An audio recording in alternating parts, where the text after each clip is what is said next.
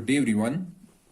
So, welcome to lecture number 12 of this lecture series on computer organization and architecture. So, this is the part A of lecture number 12, and in this particular lecture, we will be discussing about the processor design. Okay, so we will briefly introduce the concepts related to the processor design, and in the current lecture and subsequent lectures we will design a complete simple processor for RISC V instruction set architecture. Okay, and in our previous lectures we discussed about the complete hardware hierarchy that is followed. For example, here I have shown it. This is the complete hierarchy that is to be followed. We started from the switching networks. So basically we have to design a hardware system, okay, or a processor that is able to execute our RISC V instruction set. Okay, so we started from the switching networks where we discussed about the transistors, and using the transistors we designed the logic. And in logic, we discussed about the combinational logic and sequential logic. So using the combinational logic, we designed multiplexers and comparators. And using sequential logic, we designed registers, and registers can be used to design state registers and code registers.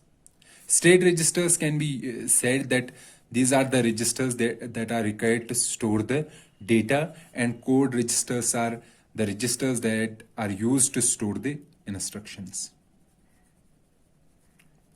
Okay, so up to this point we are fine. We have designed the circuits for various comparators, multiplexers and registers. Now our aim is to design the data path and control path. After designing the data path and control path, we will be able to form a complete processor. We will have a complete processor. So these two portions are remaining in this hardware hierarchy, hardware design hierarchy. And the focus of today's lecture and subsequent 2 or 3 lectures is to understand this data path and control path. So first we have to understand what do you mean by a data path and what do you mean by a control path. And after understanding the definition of data path and control path, we will start designing data path for RISC V, and similarly we will design control path for RISC V. And then this data path and control path together gives us a system, gives us the processor, and that processor will be for RISC V instruction set architecture. So let's start our discussion. So our aim is to understand data path, what is the meaning of data path, and what is the meaning of control path. So basically we have to design a processor, and the main aim of today's lecture and the subsequent 2 or 3 lectures is to design a processor. And for designing a processor, we have to design data path and control path. So before designing data path and control path, we should know what is the meaning of data path and what is the meaning of control path. Data path means the part of processor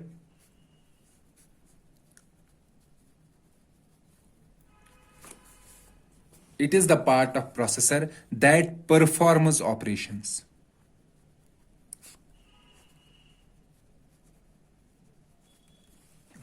Data path is a part of processor that performs operations.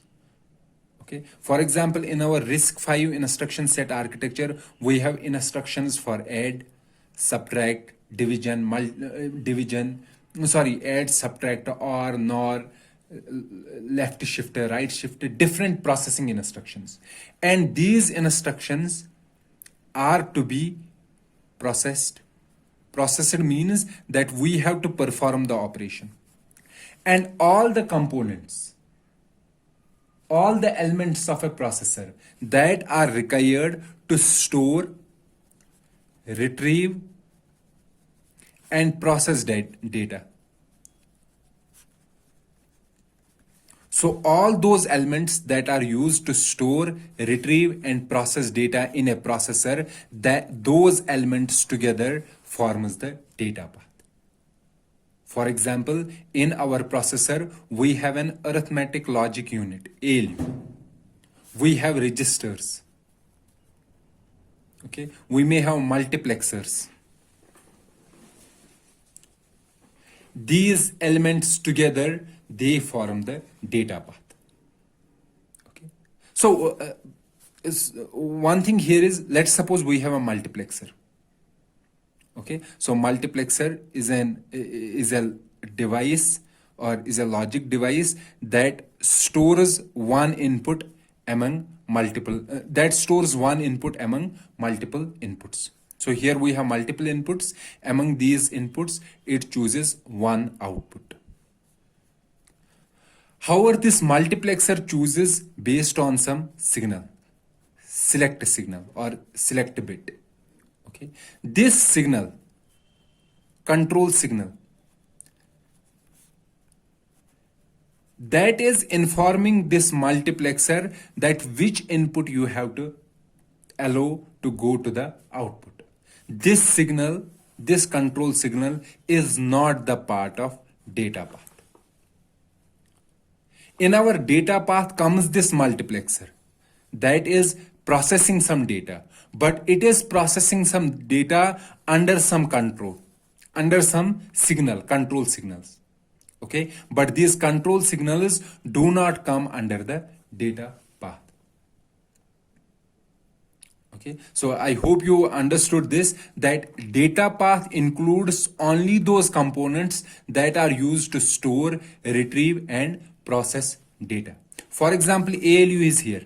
We have an arithmetic logic unit, and we know that arithmetic logic unit, it can perform arithmetic operations and logical operations. Okay, so this is processing the data. ALU is processing the data. So ALU is a part of data path. However, when something comes to the ALU, for example, some data, okay, and ALU performs arithmetic and logical operation. So what kind of arithmetic or logical operation? There are multiple arithmetic and logical operations. For example, addition is there, subtraction, logical left shift, right shift, and or not. Okay, so when some data arrives to the ALU, some signal is given to this ALU, some control signal that tells to this ALU, that informs the ALU that what kind of operation you have to perform. Basically, the operation is performed by the ALU, but the choice of operation, that is determined by this control signal. Okay, so this ALU comes under the data path, but the signal that informs the ALU or that informs the ALU that what kind of operation you have to perform, that control signal does not come under the data path. Data path includes all those components. So the components may be multiplexers, ALU, registers, all those components that are used to store, retrieve and process data in a processor. Those components together form a data path. Okay. And control path contains a control unit. Contains a control unit. Okay. And the role of control unit is to generate signals. And these signals allow the movement of data in data path. So basically, processing is done by the data path components. However, the information flow, the exact control of the movement of instructions and data in the data path, that is determined by the control path. Okay, so here the signal given to the ALU, that what kind of operation you have to perform. These signals, they come under the control path and they are generated by a special unit called control unit. So the main aim of control path or control unit is to generate signals, and these signals determine the movement of instructions or data in the data path. For example, as I said, here we have a multiplexer. The multiplexer comes under the data path. However, the flow of data through this multiplexer is controlled by a signal, and this signal is generated by a control unit, and these signals come under the control path. Okay, so we can say that control path is a part of processor which tells the data path, it informs the data path what needs to be done. So data path, we can say it does not have a mind. So it can, if we give an analogy, that data path is the actual one that is performing the operation. However, the order or the control, that is handled by the control path. Okay, data path has the ability to process, but how it should process it, what needs to be done, that is controlled by a control path. So our processor has two components, has a data path, and data path, what is the aim of data path, is to process the instructions, and we have a control path. Control path is a control unit or those components that are used to generate control signals, and these control signals tells the data path what needs to be done, or these control signals control the movement of instructions and data in the data path. So we have to design the data path, and we have to design the control path for RISC V 32I instruction set architecture. So after designing the data path and designing the control path, we can combine these two together, and we will have a processor that will be implementing a RISC V instruction set architecture.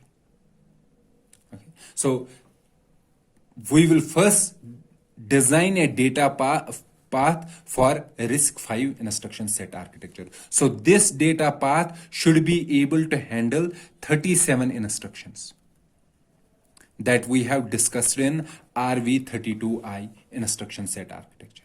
So it should be able to process these 37 instructions. So we have to create a data path for processing these 37 instructions. And after that, we have to design a control path, or we can say we have to design a control unit. And that control unit should be able to generate control signals according to these 37 instructions.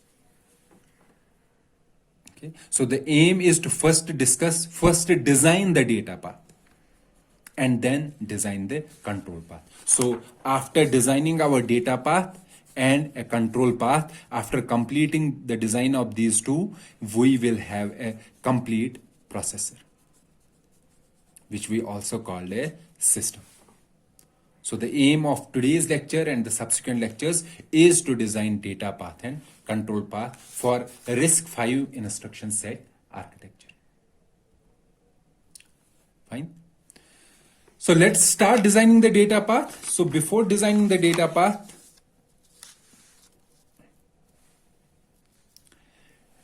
let's see how we can execute an instruction.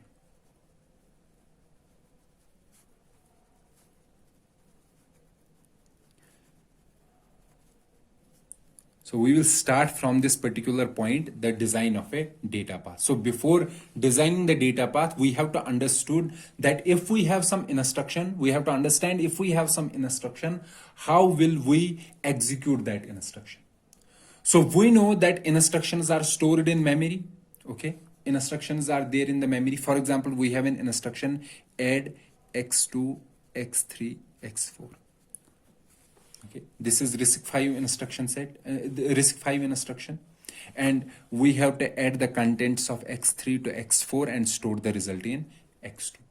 and this instruction is initially stored in memory. So let's see what our processor has to do. The first job that our processor has to do is to get this instruction from memory. Okay, so instruction has to go to the memory and get this instruction from the memory. And after getting the instruction from the memory, the processor stores the instruction in a special register called instruction register. So what is an instruction register? Instruction register is a register inside a processor in which it stores the instruction that it has gotten from the memory. So the first step of the processor is to get the instruction from memory and store the instruction in a register. And how will it get the instruction from the memory? It will get the instruction with the help of program counter. And what is the program counter? Basically, program counter is a register that stores the address of instruction that is to be executed. And after getting the instruction, it has to update the program counter. So this is the first step. Second step, it has to determine the type of instruction. It has to determine what type of instruction it is. For example, here I have given the example that it is an add instruction. It has to determine the type of instruction.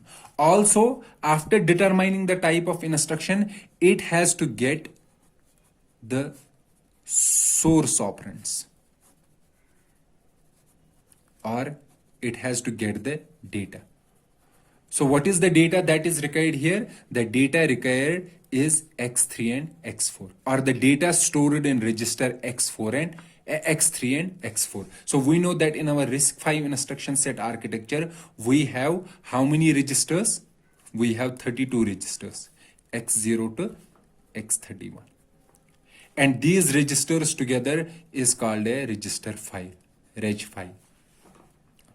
So in the second step, we have to first find what type of instruction is this that we got from the memory, and then we have to gather the source operands, or we can say we have to go to the register file, reg file. We have to access the reg file to get the data.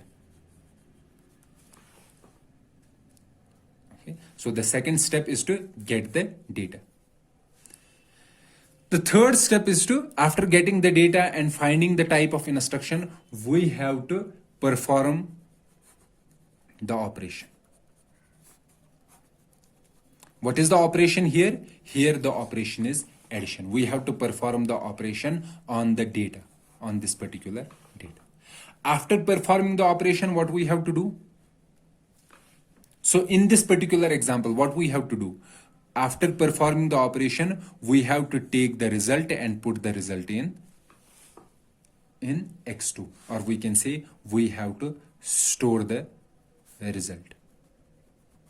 So there are two possible scenarios here. One is that we have to store the result in register. For example, here we have to store the result in the register. However, there are some other instructions. Let's say there is store word x1 comma store word x1 comma thrice x2. So for this particular instruction, we have to store the data stored in x1 into the memory.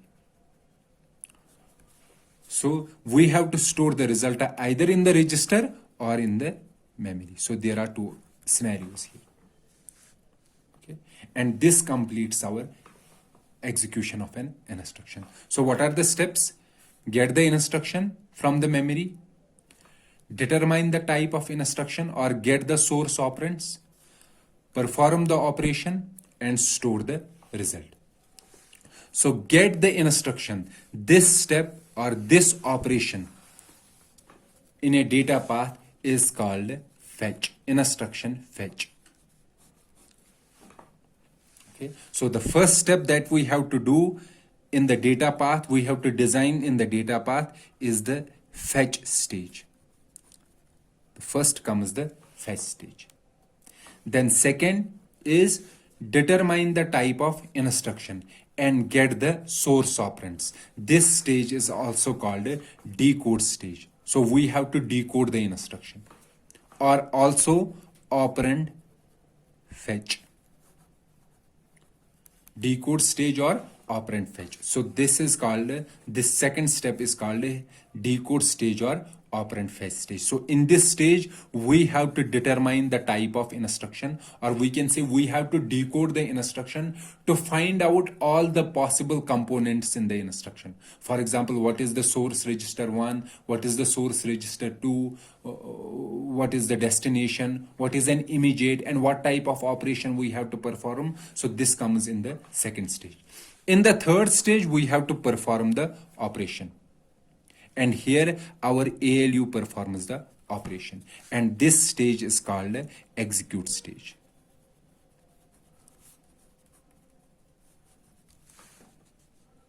Okay. And at the fourth, as I said, there are two scenarios here.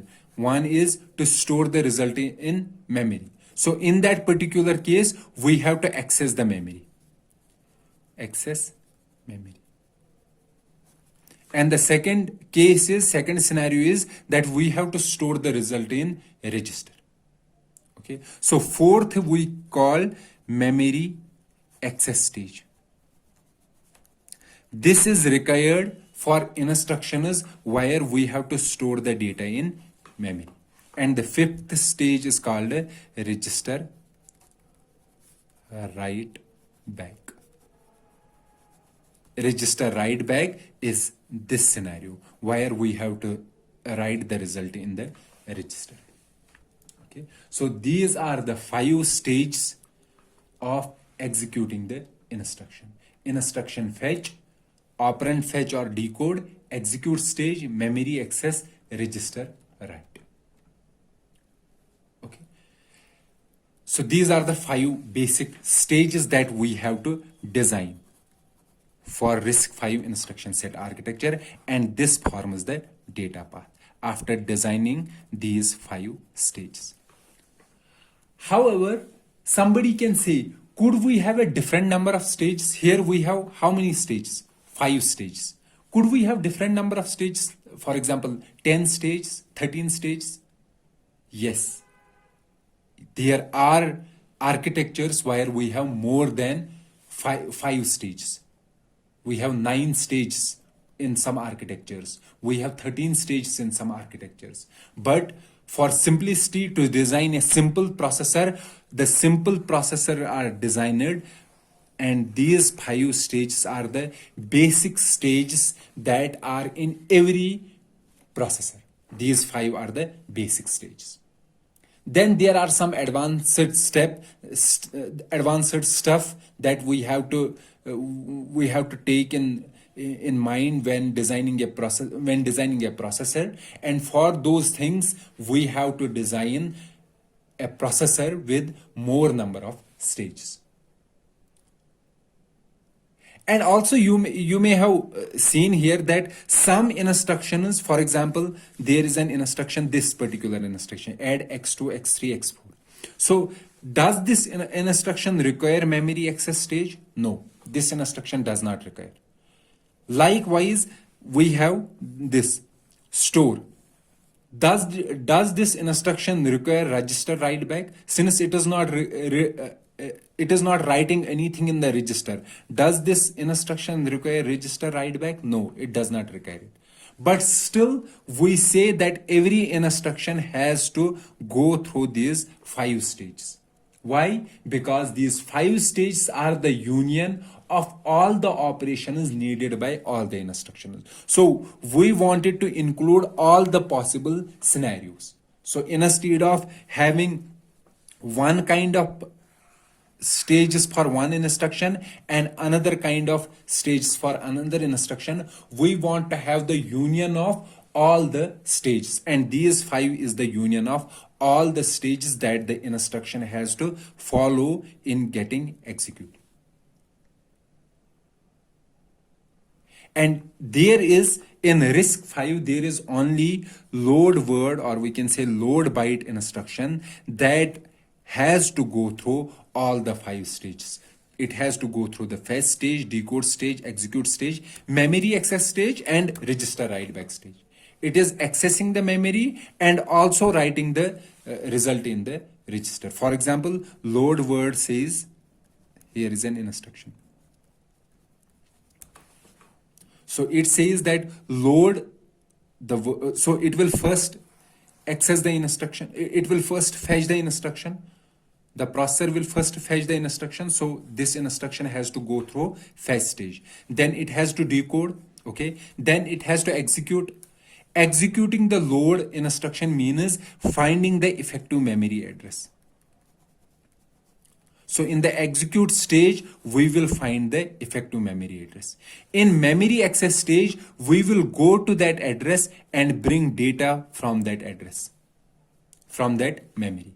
And then in register write back, we will write this data into this register. So load word or load byte or load instructions are the only instructions in RISC V that has to go through all the 5 stages, and all the other instructions, they are only going through only 4 stages. However, we say that they will also go through the 5 stages, but if there is some stage where they are not doing any operation, so they will remain idle there and forward to the next stage.